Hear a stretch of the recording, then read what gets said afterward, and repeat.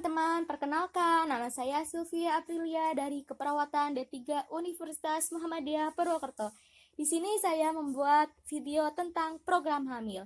Daripada penasaran, yuk langsung saja simak videonya. Semoga bermanfaat. Assalamualaikum warahmatullahi wabarakatuh. Waalaikumsalam.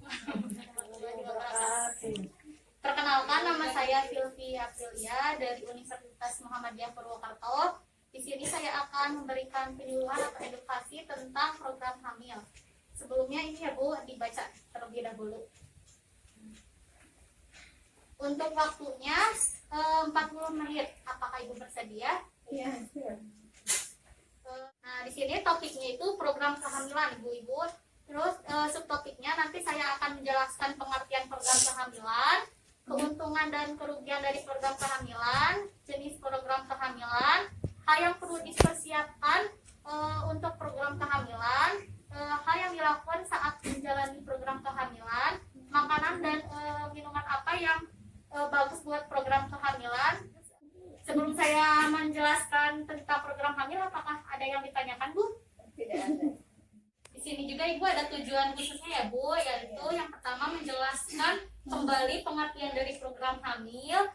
Setelah itu mampu menyebutkan keuntungan dari program hamil dan kerugian program hamil.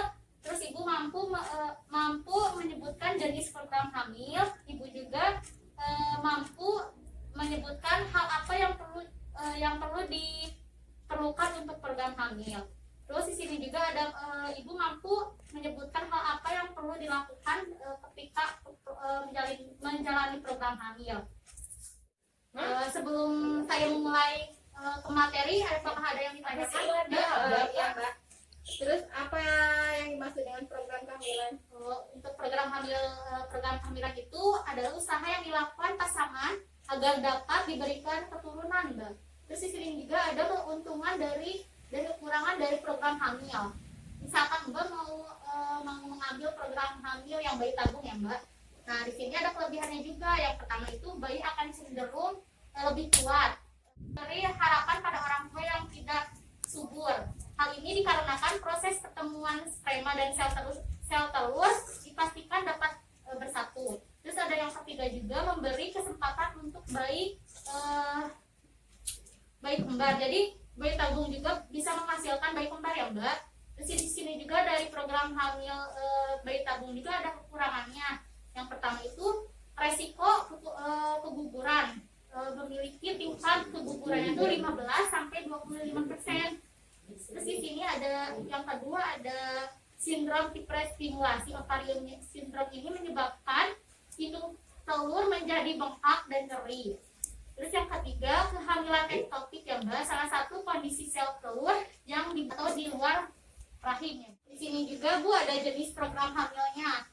Yang pertama itu program hamil dengan cara alami, jadi bisa berhubungan intim, itu dengan cara program hamil alami. Terus di sini juga ada program inseminasi buatan atau dilakukan dengan cara memasukkan sperma ke dalam rahim. Terus di sini juga ada yang ketiga, bayi tabung.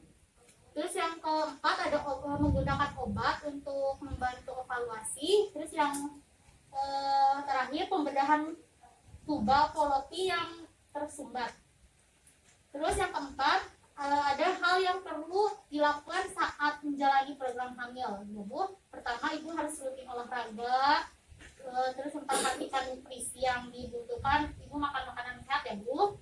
Terus hindari kafein atau hindari ikan laut seperti ikan tuna, ikan laut ya, Bu ya.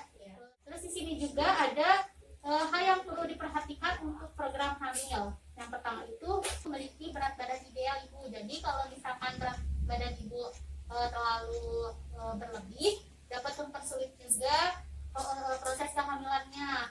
Terus yang kedua juga harus mengkonsumsi vitamin sebelum kehamilan. Nah, untuk mengikuti program hamil ini harus minum vitamin sebelum kehamilan atau pra kehamilan terlebih dahulu. Nah, yang terakhir itu konsultasi dengan dokter atau tenaga medis lainnya. Nah, di sini juga ada makanan yang bagus untuk program hamil itu sendiri, Bu. Di sini ada yang karbohidrat, jadi bagus untuk makan makanan yang untuk program hamil.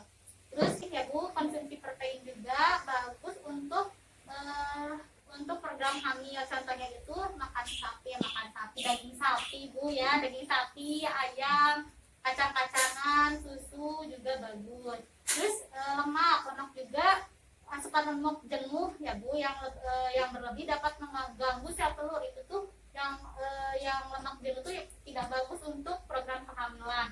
Tapi mengkonsumsi lemak tak jenuh itu bagus untuk program hamil. Contohnya ya Bu, minyak zaitun, alpukat, salmon, dari kacang-kacangan seperti almond ya Bu. Terus di sini juga asam folat juga bagus ya Bu untuk program hamil. Makanan yang mengandung asam folat itu seperti sayur-sayuran yang hijau, seperti kacang-kacangan, terus biji-bijian juga bagus. Nah, untuk materinya mungkin saya menyampaikan sedikit aja ya Bu. Nah, untuk sekarang itu tahap evaluasi ya Bu. Nanti saya akan menanyakan apa yang tadi saya jelaskan. Nah, Ibu bisa menjelaskan tentang pengertian program hamil Ibu? Itu aja. Program hamil usaha yang dilakukan pasangan agar dapat segera diberikan keturunan. Nah, terus Ibu bisa menyebutkan dua jenis aja ya Bu, jenis program hamil. Ya. Program hamil dengan cara alami sama bayi tabung. Terus Ibu bisa menyebutkan hal yang perlu dipersiapkan sebelum program hamil Bu? Dua aja nggak Pak?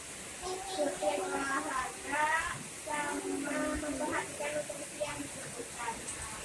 Bu, bagus. Terus makanan apa itu yang baik untuk program hamil? Karbohidrat, protein,